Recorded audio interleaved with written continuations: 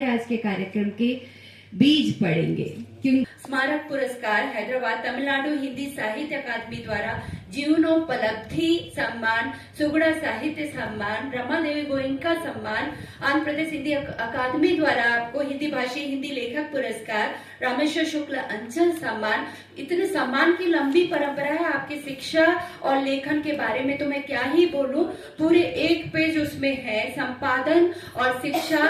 इस भारत के सभी जगहों पर आपके इस प्रतिभा को सब लोग देखते, सुनते और प्रेरित होते रहते हैं। हार्दिक आभार, आपका परिचय प्रस्तुत करने का अवसर मिला।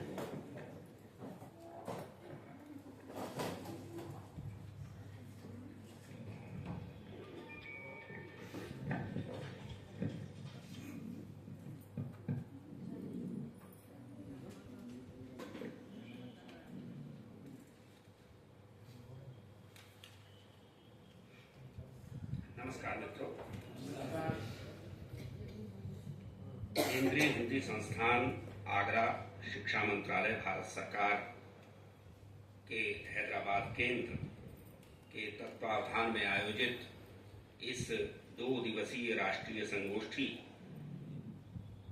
के उद्घाटन सत्र की अध्यक्षता कर रहे परम आदरणीय प्रोफेसर सुनील बाबूराव कुलकर्णी जी, जो केंद्रीय हिंदी संस्थान आगरा और केंद्रीय हिंदी निदेशालय दिल्ली दोनों का दोहरा पदभार संभाले हुए हैं।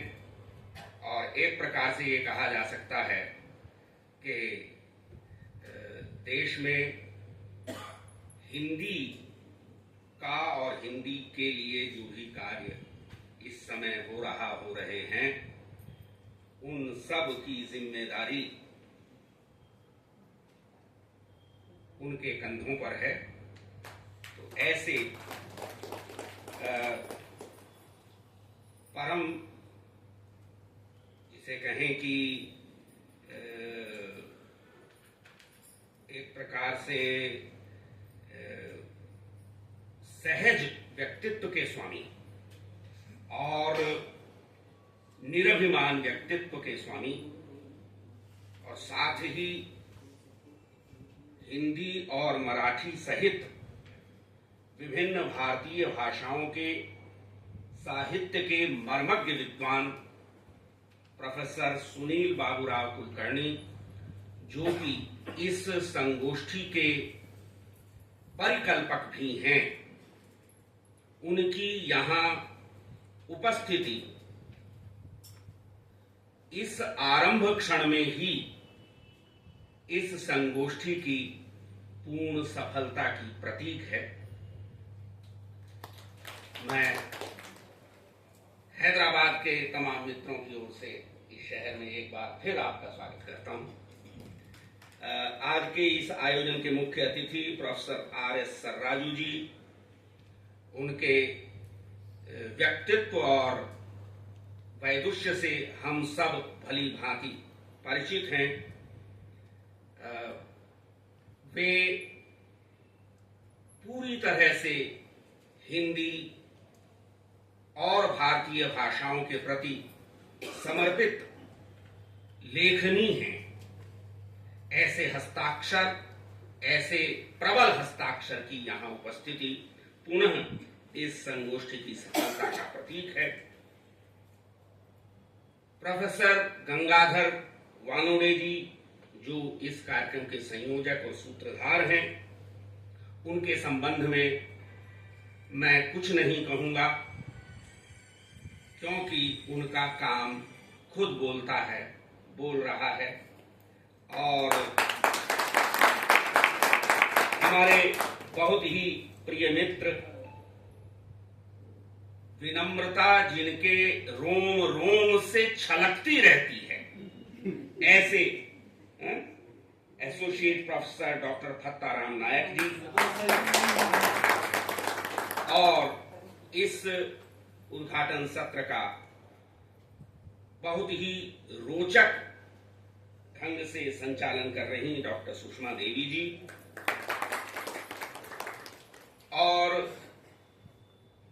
मंच के सामने विराजमान, इधर से ही शुरू करूं, डॉक्टर गुर्रमकोंडा नीरजा जी, डॉक्टर लक्ष्मी प्रिया जी, डॉक्टर श्रीलता जी, डॉक्टर भवानी जी,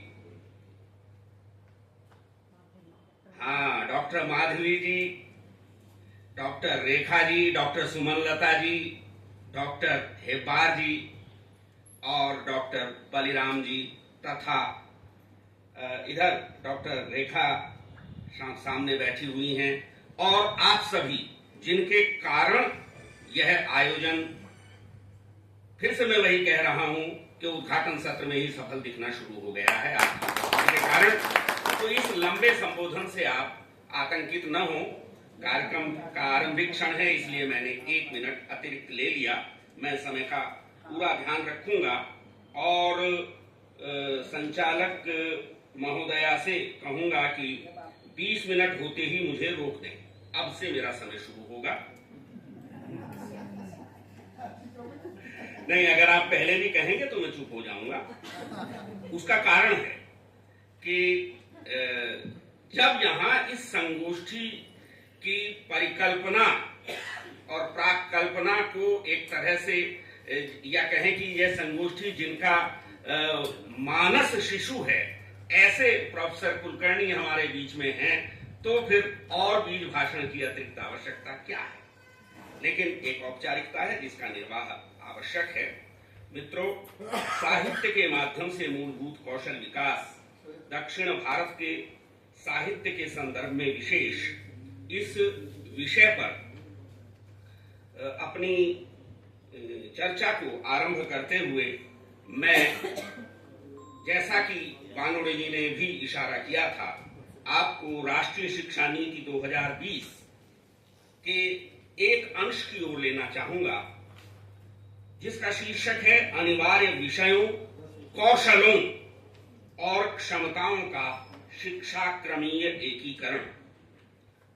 बिंदु 4.23 में यह उल्लेख है कि आज की तेजी से बदलती दुनिया में सभी विद्यार्थियों को एक अच्छे, सफल, अभिनव, अनुकूलनीय और उत्पादक व्यक्ति बनाने के लिए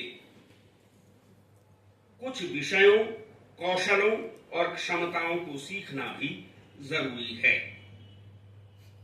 आगे यह उल्लेख है कि ये कौशल क्या हो सकते हैं, और उसमें सबसे पहले उल्लेख है भाषाओं की प्रवीणता। उसके बाद बाकी बातें उसके अतिरिक्त हैं। भाषाओं में प्रवीणता के अलावा इन कौशलों में शामिल हैं वैज्ञानिक स्वभाव और साक्ष्य आधारित सोच, रचनात्मकता और नवीनता, सौंदर्य शास्त्र और कला की भावना, मौखिक और लिखित अभिव्यक्ति और संवाद। यहां भी बीच बीच में भाषाई कौशल आ रहे हैं, देखें। स्वास्थ्य और पोषण, शारीरिक शिक्षा, फिटनेस, स्वास्थ्य और खेल, सहयोग और टीम वर्क, समस्या को हल करना और तार्किक चिंतन, व्यावसायिक एक्सपोजर और कौशल, डिजिटल साक्षरता, कोडिंग और कंप्यूटेशनल चिंतन, नैतिकता और नैतिक तर्क, मानव और संवैधानिक मूल्यों का ज्ञान और अभ्यास, लिंग संवेदनशीलता, मौलिक कर्तव्य, नागरिकता, कौशल और मूल्य, भारत का ज्ञान, पर्यावरण संबंधी जागरूकता जिसमें पानी और संसाधन संरक्षण, स्वच्छता और साफ सफाई शामिल है, और समसामयिक मामलों और स्थानीय समुदायों, राज्यों, देश और दुनिया द्वारा जिन महत्वपूर्ण मुद्दों का सामना किया जा रहा है उनका ज्ञान। इतने कौशलों की चर्चा इस बिंदु में हमारी राष्ट्रीय शिक्षा नीति 2020 ने की है, और यह संगोष्ठी इन कौशलों में से एक अंश को समर्पित है। मैं थोड़ी सी छूट लेना चाहूंगा आपको यह सूचना देने के लिए कि प्रोफेसर कुलकर्णी इस समय एक प्रकार से संकल्पित हैं कि निदेशालय और संस्थान के द्वारा जो विविध संगोष्ठियां वर्ष भर में आगे अभी होनी हैं, वे सब किसी न किसी रूप में कौशल विकास, व्यक्तित्व विकास और प्रबंधन जैसे क्षेत्रों से संबंधित हों और इस प्रकार से जिसे आप अंतर विद्यावर्ती पहुंच कहते हैं साहित्य के प्रति, वह विकसित हो।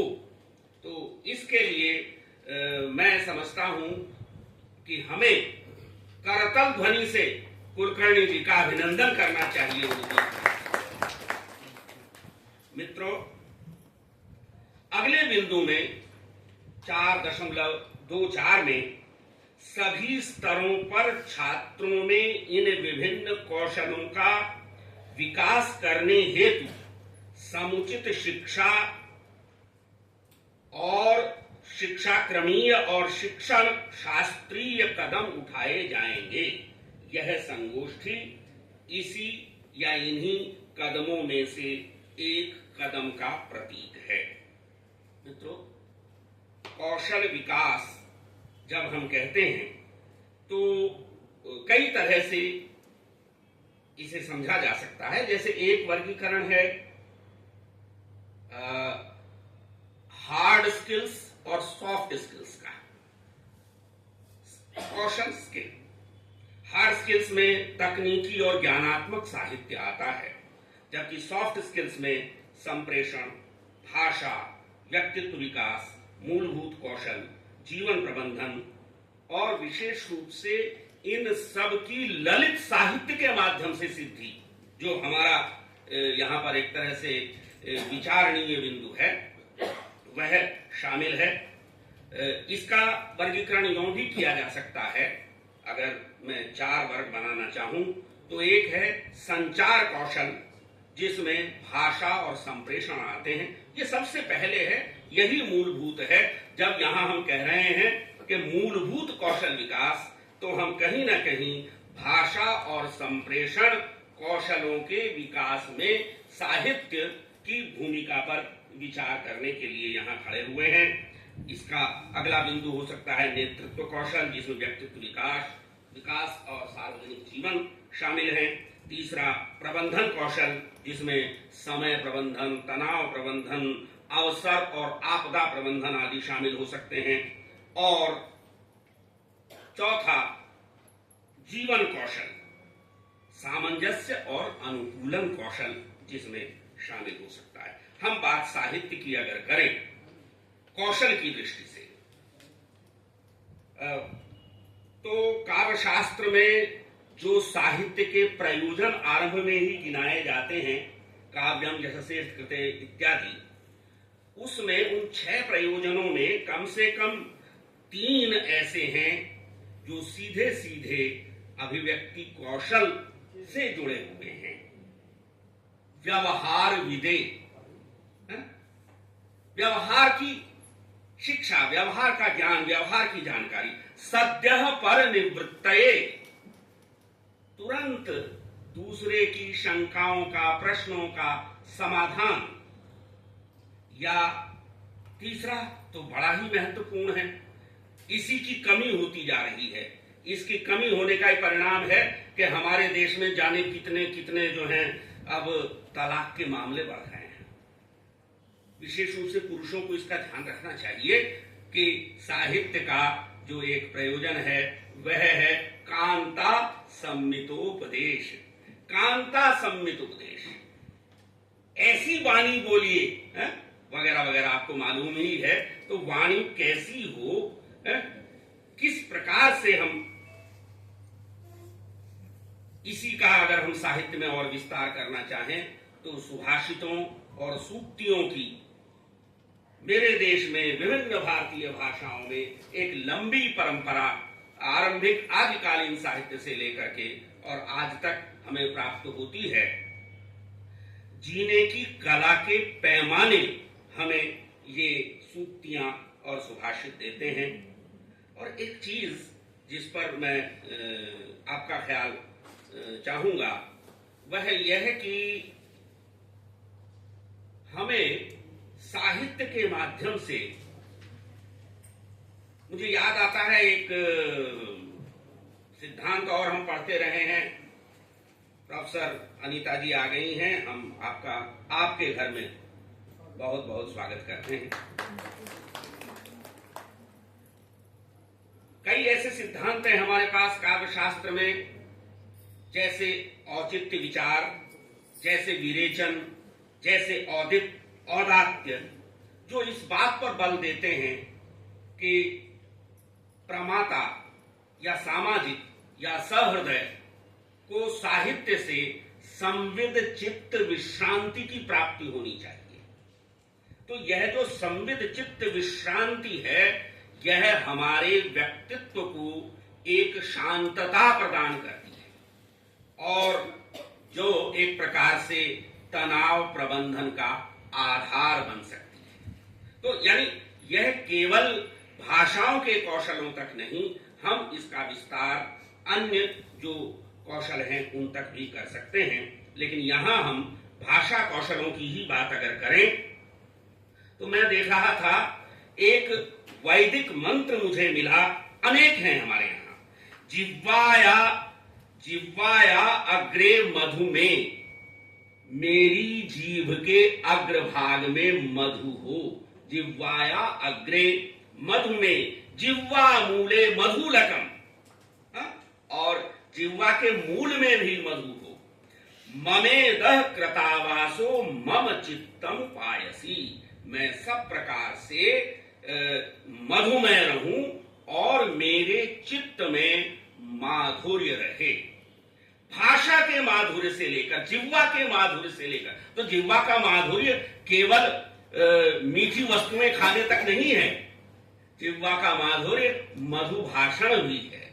तो यह जो माधुर्य की जो अवधारणा है, यह हमें भाषा के उस कौशल की तरफ ले जाती है जिसके लिए आज यह मानते हैं दुनिया के बड़े बड़े राजनीतिज्ञ और कूटनीतिज्ञ के भारतीय जो हैं वे पक्के, बहुत पक्के क्या होते हैं, वार्ताकार होते हैं। तो बहुत पक्के वार्ताकार होने के लिए आपको अपने जिह्वा पर मधु भी रखना पड़ेगा और दृढ़ भी रहना पड़ेगा। तो ये आज की जो डिप्लोमेसी है, जिसमें भारत की पहचान इस रूप में हो रही है कि ये कहते हैं कि साहब ये बड़े नेगोशिएटर होते हैं। तो ये नेगोशिएट करने के लिए आज की दुनिया में हमें इस भाषा कौशल को प्राप्त करना होगा। और अगर मेरे पास भाषा कौशल नहीं है तो मेरी डिग्रियां बेकार हैं, चाहे वे साहित्य की हो, भाषा की हो, किसी भी चीज की हो। डिग्रियां तो हैं, लेकिन उनके अनुरूप कौशल यदि मेरे पास नहीं है तो मैं दुनिया के किसी काम का नहीं। मुझे बीरबल और तेनालीरामन याद आते हैं, जिनकी विशेषता ही थी सदसी वाक्पटुता, सभा में वाक्पटु होना। भाषा कौशल और सारी चीजें अपनी जगह हैं, प्रत्युत्पन्नमति होना या सदसी वाक्पटुता, युधि विक्रम है, यशसी चाभिरुचिर व्यसनम श्रुतो इत्यादि इत्यादि जो गुण बताए गए। लेकिन सबसे पहले है सदसी वाक्पटुता।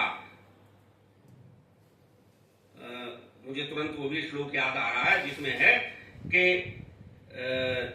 न शोभते सभा मध्य हंस मध्य बको यथा, या जिसमें कहा जाता है कि तावदेव शोभते मूर्ख यावत किंचिन न भाषते, जब तक कुछ बोलता नहीं मूर्ख तभी तक सुंदर लगता है। तो ये जो सुंदरता है, दैहिक सुंदरता, इससे अधिक जरूरी है भाषिक सुंदरता, भाषिक कौशल। तो हम देह को संवारें, चेहरे को संवारें, उसका मेकअप करें, लेकिन यह न भूल जाएं कि वाणी का मेकअप ज्यादा जरूरी है। वस्त्रेण वपुषा वाचा विद्यया विनयेन च वकारैः पंचभिर्युक्तः नरो भवति पूजितः। और इसमें है कि किसी व्यक्ति को पूजित होने के लिए, समाज में सम्मानित होने के लिए 5 वकारों की आवश्यकता होती है और इसमें तीसरे स्थान पर है वाचा, वाणी। आगे आगे जिसे कहते हैं कि अधिक विस्तार में नहीं जाता हूं, और वह भी आपको मालूम ही है कि जिसमें कहा गया है केयू रानी ने भूषयंती पुरुषा, अलंकारों से सुशोभित नहीं होता व्यक्ति, बल्कि वाक भूषणम भूषणम। तो यह जो वाक है, और मेरे देश का तो चिंतन ही वाक केंद्रित चिंतन है, सबसे अधिक काम यहाँ पर इस सृष्टि का मूल ही वाक को माना गया है, नाद को माना गया है। तो यहाँ नाद पर, वाक पर इतना काम हुआ है, उसकी हमें आज अपने जो कहें कि भारतीय ज्ञान परंपरा में जो हमें वाक संबंधी चिंतन मिलता है, उसे खंगालने की जरूरत है और अपने जीवन में उतारने की जरूरत है। तभी हम भाषा कौशलों में संपन्न हो सकेंगे और उसके सारे स्रोत हमारी विभिन्न भारतीय भाषाओं के साहित्य में उपलब्ध हैं। एक एक मिनट में मैं जो चारों कौशल हैं उनके बारे में बात करना चाहूंगा। पहला कौशल LSRW जो आप कहते हैं, आप सभी अध्यापक लोग हैं, भली प्रकार जानते हैं। तो पहला सुनना या श्रवण। मित्रों, सुनना या श्रवण इतना महत्वपूर्ण है कि बृहद कथा में और कथा सरित सागर में एक छोटा सा प्रसंग आता है कि एक राजा या एक राजकुमार या राजा जो भी था, वह अपनी रानियों के साथ जल क्रीड़ा कर रहा था और जल क्रीड़ा करते समय वह एक तरह से उल्लसित होकर के पानी जो है जोर जोर से राजकुमारी के ऊपर या फेंक रहा था, जिससे शायद उसकी शादी होने वाली थी। उस राजकुमारी को इससे कष्ट हुआ। जब आप किसी के चेहरे पर पानी मारेंगे तो उसने इशारा करते हुए, रुकने का इशारा करते हुए कहा, मोदकई मोदकई मां उदकई, मां उदकई। उदक माने जल, पानी से मत मारो, मुझे पानी से मत मारो, ये कह रही है। उसने संस्कृत में कहा, उस जमाना संस्कृत का था, मोदकई मोदकई। इस आदमी ने बिना ध्यान दिए बेध्यानी में सुना, और क्या सुना? मोदकई, बहुत थक गई हूं, मेरे लिए मोदक मंगा दो। और उसने लोगों को कह करके अपने जो वहां पर परिचय थे कि भाई मोदक की व्यवस्था की जाए। साहब शादी नहीं हो सकी उसकी। तो ठीक से सुन लेना चाहिए। मैंने बहुत पहले अपनी विद्यार्थी जीवन में जब पंचतंत्र पढ़ा, तो पंचतंत्र का 5वां तंत्र मुझे सर्वाधिक प्रिय है। तभी से 5वां, पहले 4 तंत्रों में पशु और पक्षियों की कहानियां हैं, 5वें तंत्र में मनुष्यों की कहानियां हैं। पढ़ाते पढ़ाते विष्णु शर्मा यहां तक पहुंच गए कि अब पशु पक्षी की जरूरत नहीं, सीधे मनुष्यों की बात करो। और उसका जो पहला ही श्लोक है वह है, कुदृष्टम कुपरिज्ञातम कुश्रुतम कुपरीक्षितम तन्नरेण न कर्तव्यम नापितेनात्र यत्कृतम। इसमें कुछ चीजें न करने के लिए कहा गया है, और उनमें एक है कि जिस चीज को आपने अच्छे से सुना नहीं हो उसे प्रचारित नहीं करना चाहिए, उस पर विश्वास नहीं करना चाहिए, उसके अनुसार काम नहीं करना चाहिए। पहले अच्छे से सुने। तो हमें अध्यापक के रूप में अपने विद्यार्थियों को यह अभ्यास कराने की आवश्यकता है कि भली प्रकार कैसे सुना जाता है। अगर आप ठीक से सुनेंगे नहीं तो आप बोल भी ठीक से नहीं पाएंगे। अन्य क्रियाएं तो बाद की बात है, क्योंकि हम अनुकरण से ही बोलना सीखते हैं। अब है बोलना। बोलने की कहानी आपको मालूम है बेचारे कालिदास के साथ क्या हुआ। जब तक चुप रहे, लेकिन जिस दिन ऊंट देख करके उत्साहित हुए और उट्र उट्र कह दिया, उस दिन मुझे लगता है कि शायद वहां अटारी में बैठे होंगे विद्योत्तमा के साथ, और विद्योत्तमा ने धक्का दे दिया, जा पड़े। उसके बाद उन्होंने भाषा की सिद्धि प्राप्त की। मुझे गांधी जी का वो प्रसंग भी याद आता है, आप लोगों को बेहतर याद होगा कि साहब वो कहीं बोलने के लिए खड़े हुए और आई कंसीव, आई कंसीव कह के कांपते रहे, और तब किसी ने सामने से खड़े होकर क्या कहा था, mister Gandhi you conceive thrice but delivers nothing. तो ये जो है बोलने का जो कौशल है यह बड़ा महत्वपूर्ण है। और हमारे यहाँ कहा जाता है कि तुलसी मीठे वचन से सुख उपजत सब ओर, वशीकरण एक मंत्र है तजिए वचन कठोर। इसलिए हमें भाषा के इन दो प्रारंभिक कौशलों सुनना और बोलना को साहित्य, जो कि भाषा की उच्चतम स्थिति है अभिव्यक्ति की, उसके माध्यम से विभिन्न प्रकार के टेक्स्ट के माध्यम से अपने विद्यार्थियों को अभ्यास कराना होगा। और तीसरा है पढ़ना। कुछ लिख कर सो, कुछ पढ़ कर सो, तू जिस जगह जागा सवेरे उस जगह से बढ़कर सो। भवानी प्रसाद। ये तो बात हुई पढ़ने की, लेकिन पढ़ने का तरीका क्या हो, कैसे पढ़ें। हम अपने विद्यार्थी से कहें कि एक बार आप आदर्श वाचन करते हैं, आप पहले आदर्श रूप में पढ़ के बताते हैं, फिर विद्यार्थियों से कहते हैं कि बोलकर पढ़ें, मन में नहीं पढ़ें, समझकर पढ़ें, अर्थ समझने का प्रयास करें। ये जो पूरी की पूरी प्रक्रिया है, तो साहित्य में इसके संबंध में हमें प्राप्त होता है कि किस तरह पढ़ा जाना चाहिए।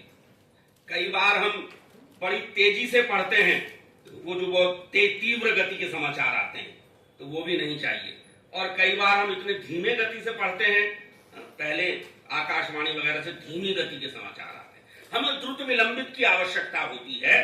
तो माधुर्यम अक्षरः व्यक्ति पदच्छेदस्तु सुस्वरः धैर्यम लय समर्थम च षडेतै पाठका गुणा।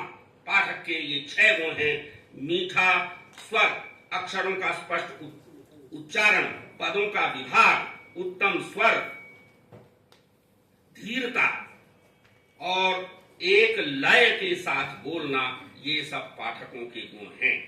मित्रों, इसके बाद इन सारी तीनों कौशलों को जब हम सिद्ध कर लेते हैं, तो आपका चौथा कौशल आता है लिखना, या फिर उसकी चरम उपलब्धि के रूप में आते हैं कि अभिव्यक्ति। तो उसके लिए भी बहुत जरूरी है कि हम यह समझें कि मोटे मोटे शब्दों का प्रयोग करने से, भारी भरकम शब्दकोशों में से ढूंढ करके लाए गए शब्दों का प्रयोग करने से नहीं, बल्कि दिल से निकली हुई जो वाणी होती है, वह सहज वाणी, वह अधिक प्रभावित करती है। कि जिस तरह हम बोलते हैं उस तरह तू लिख, और उसके बाद भी हमसे बड़ा तू दिख। हमें अपने विद्यार्थियों को बताना होगा विभिन्न उदाहरणों से साहित्य के, कि कैसे अभिव्यक्ति, साहित्यिक अभिव्यक्ति सर्वश्रेष्ठ शब्दों का सर्वश्रेष्ठ संयोजन होती है। मित्रों, इसके बाद मैं केवल 4 उदाहरण अपनी 4 दक्षिण भारतीय भाषाओं की रचनाओं से छोटे छोटे उदाहरण देकर अपनी बात को समाप्त करूंगा, बिना किसी व्याख्या के। आप स्वयं देखें कि किस तरह से हमारे साहित्यकार जो हैं, वे ऐसे शिक्षण बिंदुओं से युक्त टेक्स्ट हमें दे गए हैं, जहां से हम इन 4 कौशलों की सिद्धि कर सकते हैं। तेलुगु का एक प्रसिद्ध उपन्यास है सहस्त्रफण, विश्वनाथ सत्यनारायण का, जिसका अनुवाद पी.वी. नरसिम्हा राव जी ने किया। डॉक्टर नीरजा जो यहाँ बैठी हुई हैं, इन्होंने इस पर शोध कार्य भी कराया है। उसमें एक अंश है कि लोकोक्तियां और मुहावरे, जो हम कहते हैं किसी भाषा पर अधिकार प्राप्त करने के लिए जरूरी होता है, उस भाषा के इडियम को समझना। तो मैं केवल कुछ 4 मुहावरे जो उसमें आए हैं, उनका हिंदी अनुवाद आपके सामने रखता हूं। यह हमें अपने विद्यार्थियों को भाषिक कौशल के लिए सहायक हो सकते हैं। अंधे के हाथ का कंकड़ है, लग गया तो लग गया, नहीं तो नहीं। हाँ, क्या है साहब तेलुगु में? मुहावरा है जो भी है। मुसीबतों ने हरिश्चंद्र जैसों को भी नहीं छोड़ा। गाय खेत में चरने लगे तो बछड़ा मेड़ पर क्यों चरेगा?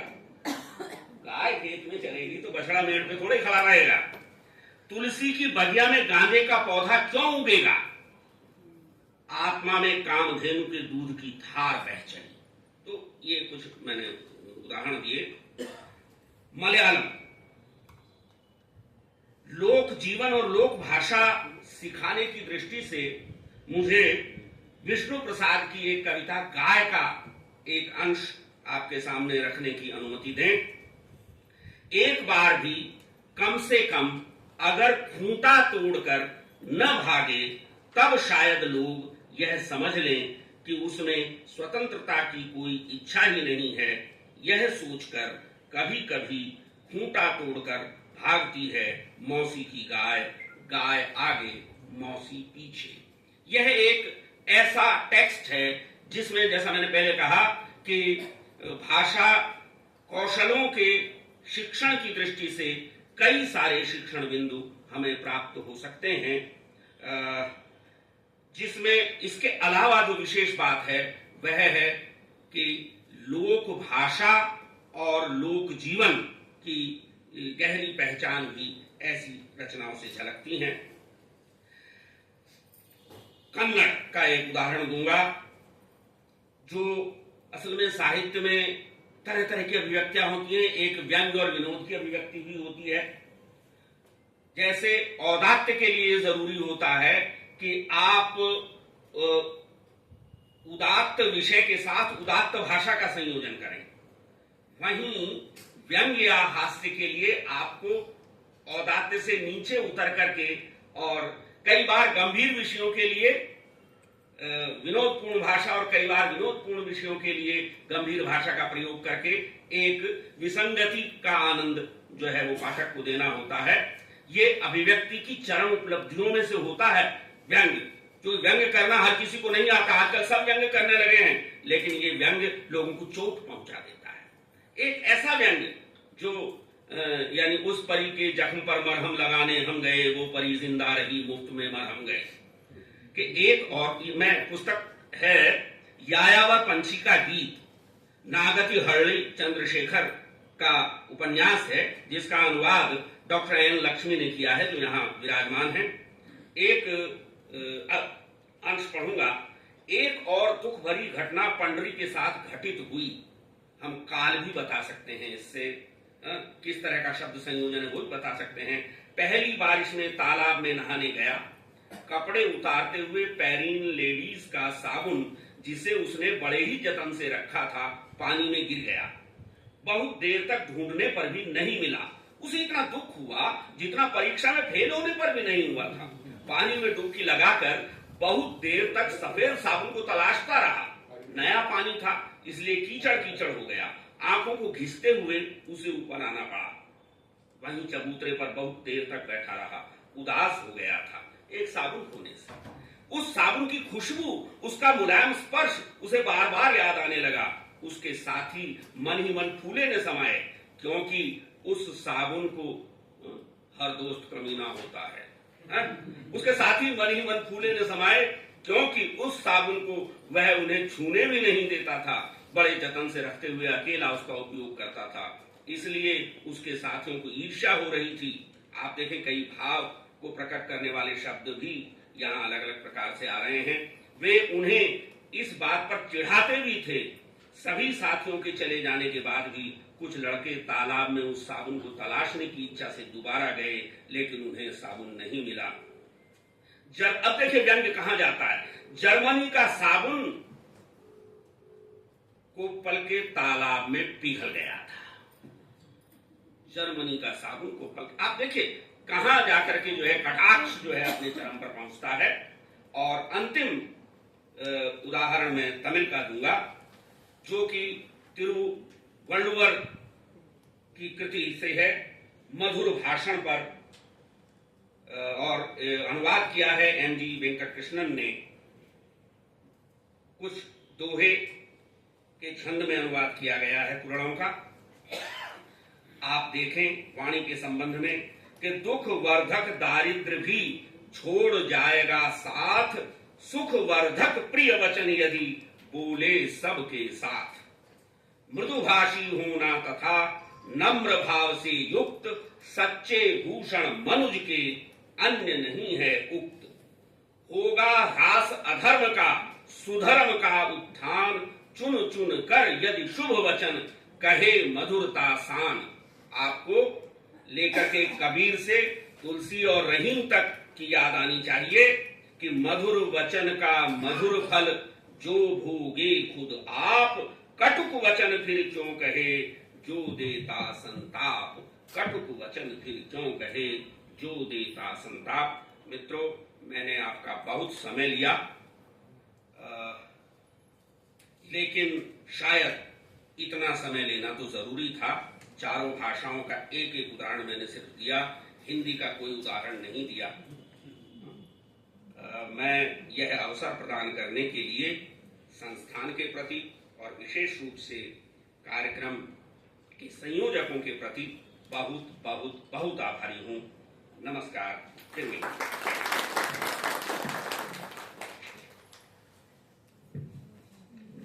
धन्यवाद सर। हमारे कार्यक्रम को आगे बढ़ाने के लिए